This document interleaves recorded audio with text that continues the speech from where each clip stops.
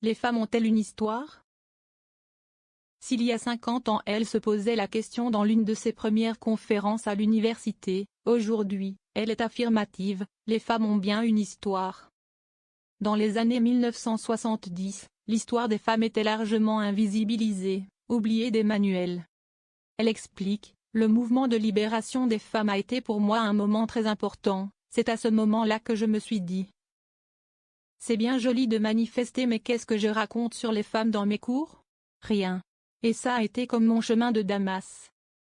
Pour pallier ce manque, les contributions de Michel Perrault s'enchaînent alors.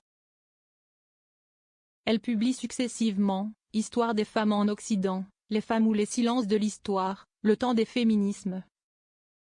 Des ouvrages de référence traduits en plusieurs langues.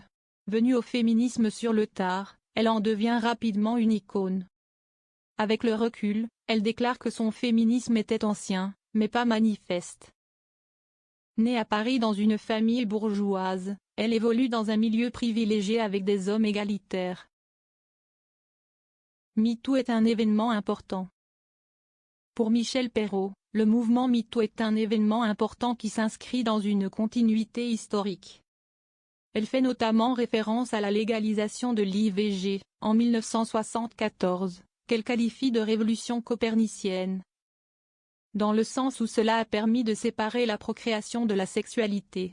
Aujourd'hui, elle estime que MeToo déplace la frontière. C'est le droit véritablement accordé aux femmes de disposer de leur intimité. Avant c'était un enfant, si je veux, quand je veux, comme je veux. Maintenant c'est l'amour, la sexualité, si je veux, quand je veux, comme je veux. Si elle soutient le combat des féministes d'aujourd'hui en affirmant qu'elles vont plus loin, osent davantage dans leurs paroles et dans leurs actes, elle comprend les réactions de certains hommes, tout en dénonçant ceux qui se tournent vers le masculinisme.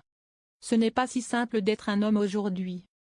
Loin de céder aux simplifications, Michel Perrault regarde avec ses lunettes d'historienne le retour d'une forme de masculinisme.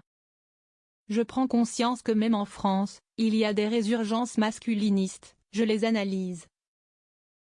Je pense que ce n'est pas si simple d'être un homme aujourd'hui. Si certains se posent des questions, d'autres adhèrent à un virilisme, à la compétition, à la domination, au pouvoir, à l'argent. Ces éléments nourrissent des positions masculinistes qui risquent de s'imposer dans toute la société, explique Michel Perrault. C'est pourquoi elle salue l'inscription de l'IVG dans la Constitution en mars 2024. Je pense que sans que nous nous en rendions compte, il y avait une certaine urgence. À la question « Êtes-vous rassurée pour les droits des femmes aujourd'hui en France et en Europe ?» elle répond « Non. Je ne suis pas complètement rassurée. Les acquis des femmes et les droits des femmes sont fragiles. Ce n'est pas étonnant car ce qu'on appelle la domination masculine est un système, c'est quelque chose de longue durée. Il y a un socle très difficile à dissiper, donc ça peut toujours se rejouer. On ne naît pas féministe, on le devient. Pendant très longtemps, au fond, je n'étais pas tellement féministe déclare Michel Perrault. Elle l'était d'une certaine façon car elle admirait Simone de Beauvoir et son grand texte féministe. Le deuxième sexe. Sans jamais déroger à sa ligne directrice, la rigueur historique, Michel Perrault s'est engagé pour la cause des femmes. Si elle devait choisir l'une des 4 vertus incarnées par les statuts du Dôme Tournon, la sagesse, la prudence, la justice et l'éloquence, elle choisirait cette dernière. L'éloquence ça veut dire espace public. Revendiquer une parole dans l'espace public a toujours été difficile pour les femmes, donc je soutiendrai cette ambition.